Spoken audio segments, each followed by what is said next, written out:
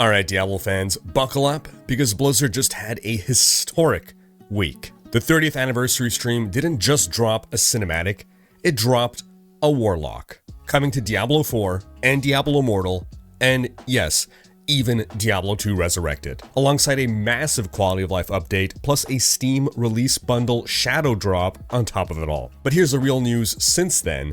The D2R devs are openly saying, if the community loves Reign of the Warlock, it can mean more D2R content in the future. But they don't want to mess up the Mona Lisa. So, what does that tell us about how far they're willing to go? And could an Act 6 actually be on the table now? Then we jump into Diablo 4's Sanctuary Sitdown Dev Q&A deep dive, as well as Blizzcon teases, StarCraft rumors heating up, a Prince of Persia vibe season coming to Path of Exile, Titan Quest's big Chapter 3 drop, and a wild story about HighGuard collapsing almost instantly. Hey folks, this is Riker, and I dig into ARPG and gaming news so that you can spend more time playing games. Timestamps below to skip ahead to different topics. But before we move on, a word from this video's sponsor, Boot.dev. The median salary for backend developers in the US in 2024 was over 100 grand, and Boot.dev has built an online programming course to help you land a job like that. And those jobs often allow you to work remote, by the way. Boot.dev has gamified learning to code, turning their course into a programming RPG in which you build real projects, the kind of hands-on work you'd be doing at a real job. Here's my dashboard. I'm level 13, working on chapter 8. Let's do this assignment together. We need to build a meditate feature for our game. It'll make you drink mana potions over and over until you reach your max mana. While mana is less than max mana, and we still have potions left, greater than 0, mana increments by 1, number of potions decreases by 1, then we return mana and return number of potions. Oh, I realized that should be greater than, not less. I'm pretty sure we can clean this up, actually. Let's submit. We got it, yeah. Whew. And if you're not sold, all of Boot.dev's content is free to read and watch. A paid membership unlocks the interactive features and the game mechanics. Plus, there's a 30-day, no questions asked refund policy if you're not satisfied. So click the link in the description box and use my code Riker to get 25% off your entire first year on the annual plan of Boot.dev. Starting off with Diablo news, in which it's been one hell of a week. The 30th anniversary stream revealed via a kick-ass cinematic the Warlock class coming to D4, Diablo Immortal, and Diablo 2 Resurrected. This came as a shadow drop, Reign of the Warlock, which includes a huge quality of life update patch with tons of features. Plus, they bundle the new content into a Steam release version 2. Check out my full video covering all the 30th anniversary announcements. Now, Eurogamer sat in on a group interview a couple weeks back, during which they got more insight into what's going on with D2R. And the devs suggested that if the Warlock update is received well by the community, and so far it's being received very well, then there's a good chance we'll get more content for D2R in the future. Timothy Vasconcelos, lead designer on the Diablo Legacy team, said, quote, "We're excited for the opportunity we have right now to see what the community says about what we're making. And if we're trusted with that legacy, and if it's a positive reception and they say, no, you guys actually did do this very intricate dance preserving the 1999 game, then maybe we can think about how we pursue those opportunities in the future. But we have to nail that, otherwise we kill the game in trying to progress it forward." Lead producer Matthew Cedarquist spoke to how important it is for them to ensure they don't make the game worse with any additions they make. Quote, "We don't want to mess up the Mona Lisa.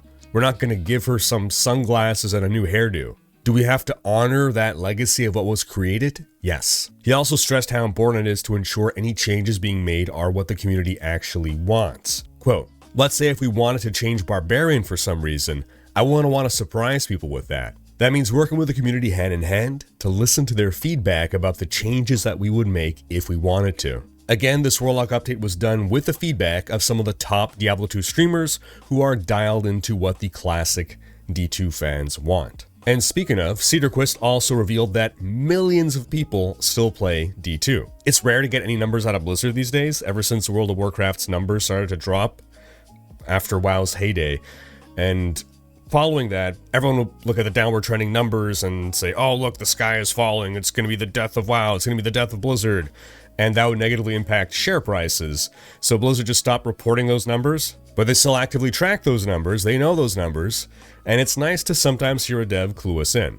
So the millions, yeah, that wasn't some ass pull number. He said millions because there are millions, because that's what their server data tells them. And let me tell you, fans are, for the most part, blown away by everything right now. Even if we put aside getting an entire new class, all the massive quality of life updates just instantly make this game so much better for all players. The loot filters, holy grail, smart stash tabs, plus the new endgame pinnacle content as a new mountain to climb. So people who regularly play D2R will at the very least enjoy all of that. And then the Warlock is bringing back a ton of people who love D2 but maybe haven't played in a while because been there, done that. But we have not done the Warlock. The amount of goodwill that Blizzard has earned in the Diablo community is actually incredible. You can say it started with Diablo 4 Season 10. That was a small win. Season 11, another small win. The Paladin Shadow Drop, though, that was a big win. And this Reign of the Warlock Shadow Drop is a huge win. Blizzard's just been collecting those W's for months now. There's really only two criticisms I've seen thrown at Blizzard with this Reign of the Warlock update. The first is from purists who don't want their experience changed. Fair enough. That's why they separated out Reign of the Warlock into its own experience. You can choose to not get it, and you stay locked on the current version of the game. You will not see any Warlocks in your public games. You will not have any changes forced upon you. You can choose to not buy it, pretend it doesn't exist, and nothing changes for you. The second criticism is the price. $25. I don't know if people wanted it to be cheaper or just outright free, but in 2026, I can barely escape McDonald's without paying more than $25. And this update is definitely worth more than one shitty meal to me. People have gotten hundreds, even thousands of hours of fun out of Diablo 2 over the past 26 years. I'm okay with giving another $25 for a few more years of fun. But that's me. Value is highly subjective. If you want it to be cheaper, you can wait for a discount. Diablo games tend to go on sale at least a couple times a year. As for the Warlock himself in D2R, lots of fun. Overtuned? Hell yeah. Fire skills are screen clearing before endgame. He's got so much AoE in general in his kit. Even comes with a teleport-like ability. I guess new classes being OP is kind of par for the course in Diablo. It would suck if a new class releases and it's underpowered, so it's better to lean on the side of overpowered than underpowered, and I imagine with time, things will get balanced. And while it is a shame that Legacy Graphics toggle mode does not work on anything in Reign of the Warlock, it would have been cool to see our Warlock in retro graphics. It's really not the end of the world, and it would be a ton of extra work for what amounts to a novelty that everyone will use for 5 seconds and then never again. What this does mean now is, in theory, the team can add an Act 6 without having to worry about rendering an entire act's worth of new environments in both 3D and Retro 2D, doing an enormous amount of extra work for very little payoff. Previously, I would have said that Blizzard would never do an Act 6, but now, after seeing this update, I think it's possible. And again, the Diablo team teased something even bigger for Blizzcon. Now, I don't think it could be Act 6, simply because the D2 devs said we'll have to wait and see. So I don't think they would have started on Act 6 before waiting to see how Reign of the Warlock is received. So the question is, what else can it be? Diablo 1 Remake? Again, this is the 30th anniversary of Diablo 1. What do you folks predict? Now, I have seen some people lament that nothing was added for Diablo 3. Honestly, that wasn't even on the radar for me as a possibility. Immortal, Diablo 4, Diablo 2 Resurrected, these all released within the last 5 years and have been actively supported during that time. Active support for D3 ended when D4 released. There's no team left working on that game, no updates, no changes, they're just running old seasons. And today, Diablo 4 is pretty much just an improved Diablo 3. Immortal is a very different experience. Diablo 2 Resurrected is a very different experience. These games have their own separate audiences. But I don't think Diablo 3 has much of a dedicated player base left that is separate from the Diablo 4 player base. I think most Diablo players either stuck with Diablo 2 or moved on to Diablo 4 at this point. Now, ironically, Cedarquist also mentioned that millions of people come back to play Diablo 3 at season launches, but he did seem to suggest that they just stick around for that one weekend or maybe a week max before going back to D4. So, who knows? Maybe the BlizzCon announcement will be D3 related. Now, we don't have much info on the D4 Warlock yet. March 5th is going to be the date to look out for that.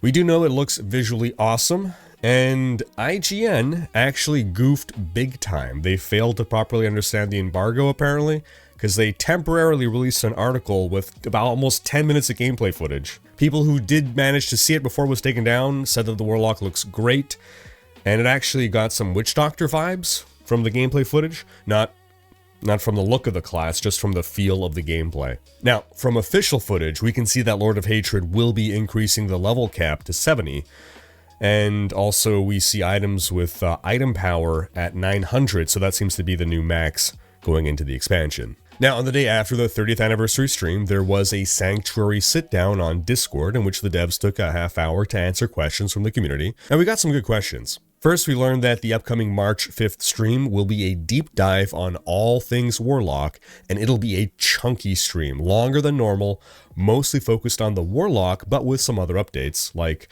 on Season 12 learnings from the test server. We got confirmation that passives are gone from the skill tree, and they've not been moved anywhere else. That's power that's just gone now. However, build-defining passives were moved into various places so that those playstyles will still be possible. So they were moved onto things like legendaries or paragon nodes and elsewhere. So the skill tree now really is just about customizing your skills. All existing classes and all existing skills are getting a lot of love, and yes, that includes ultimates. We got confirmation that the D4 loot filter will not auto-salvage items. However, the devs highly suggested that we won't care.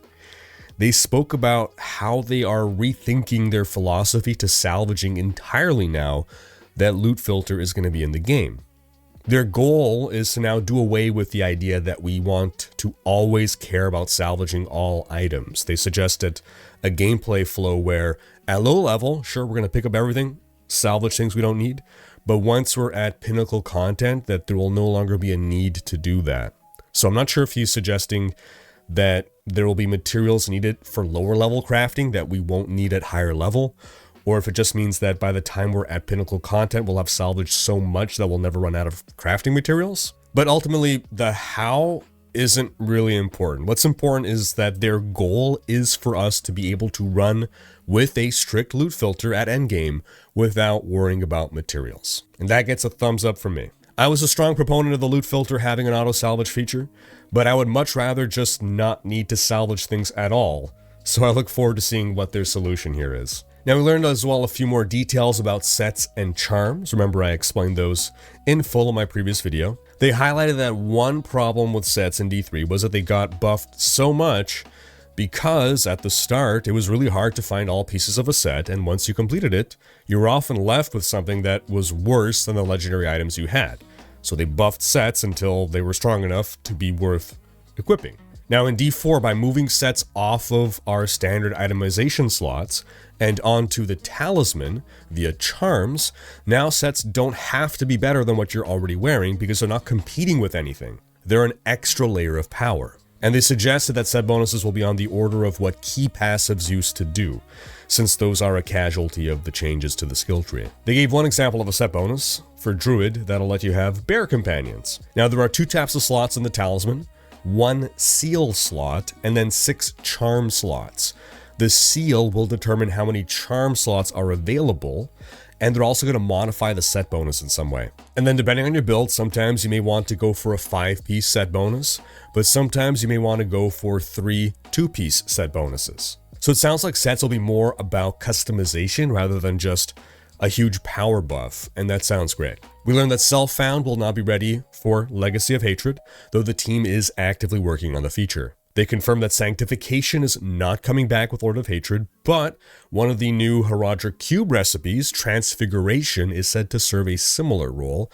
Looking forward to seeing what that is. There's active discussions on a rebirth function, but no timeline to announce. Sad. Also, nothing to discuss regarding the awesome new D2R stash features, like the smart stash tabs for runes. Definitely a needed feature. They gave us a bit more insight into what the end game loop will be with war plans. Currently, right, pre-war plans, the end game loop consists of doing whatever activity rewards the thing that you want or need right now, right? If you want to level up your glyphs, you do the pit. If you need uniques, you do lair bosses. And that's basically it. There's no structure or progression to anything you're doing in the end game. It's just a sandbox. With war plans, you will select what activities you want to play, and that's going to get paired with random awards stacked on top of the regular rewards for these activities. As you complete your war plans, you're going to get XP towards progression trees unique to each activity. So if you hate Nightmare Dungeons, don't pick Nightmare Dungeons. You won't level up your Nightmare Dungeons. You're going to level up your other activities, and you're going to juice up their rewards and challenges in different ways. Overall, the activity trees should add more depth and complexity in the endgame. I'm cautiously optimistic here. It's a good part of what I've always been looking for, with maybe the only thing missing being some kind of pinnacle challenges along the way. But maybe those are in there and they just haven't really shown it. And if they're not, it seems they can easily be folded in at a future date. They also mentioned that they are adding more torments, plural. I'm skeptical because I don't want a repeat of Diablo 3's 20 torment levels. And one of the devs threw in a line about going to relax with some fishing. So it sounds like fishing is intended to be a casual, low-key activity. Lastly, folks, the Lunar Awakening event is live in D4 for those who care. If you want to farm up the spark and the cosmetics, you can get it done in under an hour if you're efficient. Just equip Subo as your main mercenary, mount up in the overworld, and hunt for shrines. Once you find a shrine and you're under its effects, use Subo's map hack to easily find all the monsters around you, and repeat the process. Overall, though, folks, there's so much to look forward to in general for Diablo this year. It's a great time to be a Diablo fan. The turnaround from where we were before to where we are now is just incredible. They have been cooking, and I cannot wait for Blizzcon. And speaking of Blizzcon, rumors are that StarCraft will be the star of the show. Some news this week reveals that figurine production company Joy Toy has announced a line of StarCraft models as part of a collab with Blizzard. There's going to be 5 models, and while they did not reveal them, they did show these silhouettes, which are clearly a Zergling, Hydra, Marine, Ghost, and Zealot. So why bother making StarCraft figurines if you aren't about to suddenly drum up more interest in the StarCraft franchise? Separately, Nexon may be making a StarCraft shooter, on top of the StarCraft shooter that Blizzard is already working on in-house. South Korean news outlet D-News claims that Nexon signed a contract with Blizzard late last year to make a StarCraft game, and Nexon's internal shooter division studio is taking on the project. This is possibly the same studio that made looter shooter The First Descendant. And the project is apparently being headed by Choi Jun-ho, a StarCraft modder responsible for one of the most popular custom maps in South Korea called Temple Destroyer. It's not something known here in the West, but it's supposed to be Defense of the Ancients level of mod popularity. Now, BlizzCon would be way too early to reveal this project if the contract was just signed, but maybe we'll get the internal shooter revealed. Then in some Path of Exile news, we got a teaser for 3.28. This image with the text, "The sands of time conspire against you." Prince of Persia season, boys.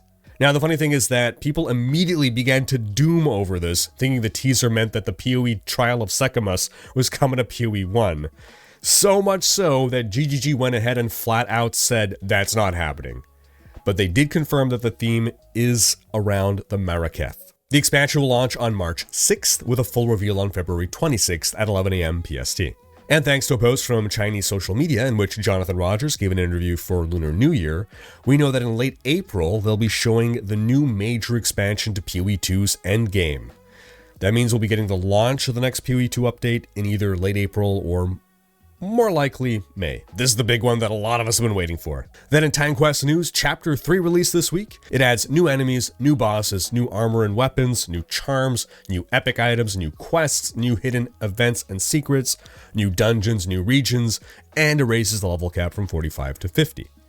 Haven't had a chance to check it out myself yet, but I did see some criticism that this update feels like it delivers more of the same without anything that feels really fresh. It is worth noting, however, that the team's update cadence alternates between adding a new story chapter, like this update, and adding a new mastery or otherwise focusing on reworks. If you folks had a chance to try it out, sound off in the comments with your thoughts. In other news, seems HighGuard is on the verge of shutting down as most of its dev team has been laid off, with only a skeleton crew left to keep things running. HighGuard was the free-to-play hero shooter that closed out the Game Awards in December and was instantly made the laughingstock of the internet in gaming circles. It released 2 weeks ago, and now developer Wildlight is undergoing massive downsizing. Look, there's a lot to unpack here, and I can spend an entire video talking about it, but let's just start with some facts and Focus on the core message. Wildlight was an indie studio founded by a big team of industry veterans, including those who made Apex Legends. This was not a soulless game that some mustache-twirling corporate CEO demanded to be produced in order to print money. Their plan was to shadow drop the game, similar to how Apex Legends shadow dropped. And when they released across PC, PS5, and Xbox, they reached 100,000 concurrent players on Steam, with an estimated total of 1 million players reached on Steam alone. Now, 2 weeks later, the 24-hour peak, as of Friday night, was under 3,000 players. So, did HighGuard get an unfair amount of hate from the internet after the Game Awards? Absolutely. Would HighGuard have reached 100,000 concurrent players on launch if not for all that publicity, however bad it was? Not a chance. Would the million people who tried the game have stopped playing it if it was great? If they were actually having fun? Would a million people stop themselves from continuing to have fun in a game just because people on the internet are making fun of that game? No way. I can say that as a Diablo player. And honestly, the game may not even be bad, it may just be mediocre. It's a competitive and incredibly saturated market, dominated by big players who have entrenched fan bases, who have invested years of their lives and hundreds, if not thousands of their dollars. To pull someone away from the likes of Overwatch and Marvel Heroes, you can't get away with being mediocre. You can't even get away with just being good. You have to be amazing. No one is asking for more live service shooters. The ones that succeed do so in spite of being live service shooters. Arc Raiders, Helldivers 2, these are games people scoff at until they try them and fall in love with them. 1 million people plus tried HighGuard and did not fall in love. It's harsh, but it's the reality.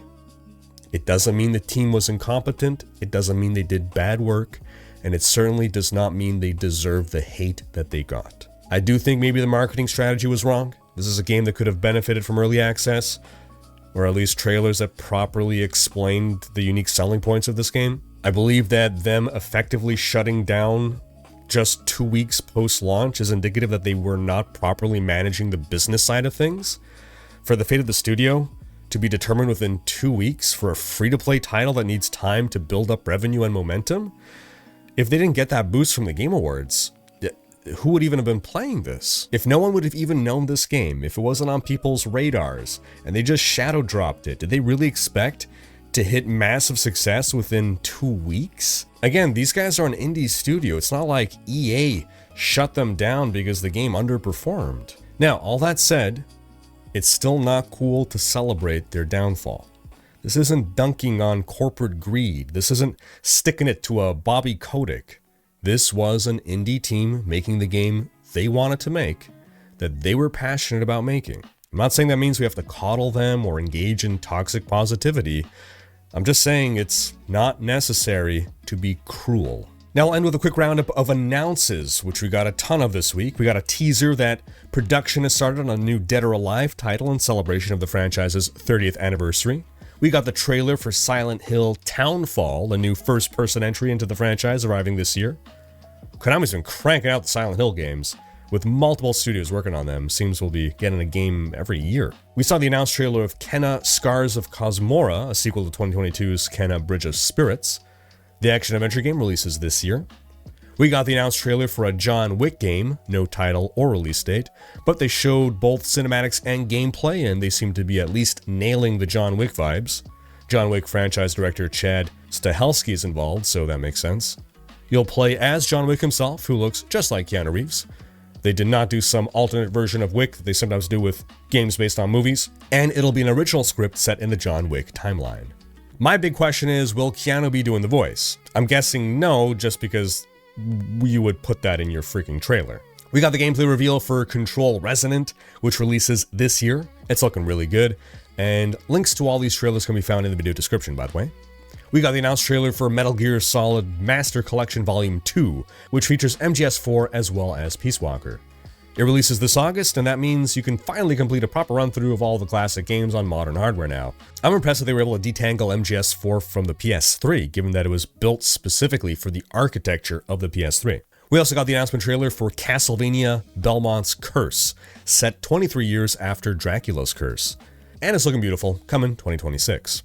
We got the announcement trailer for a remake, not just a remaster, of the original God of War trilogy, with T.C. Carson coming back to voice Kratos. Then they also shadow dropped the new God of War 2D action platformer, God of War Sons of Sparta, available on PS5 right now.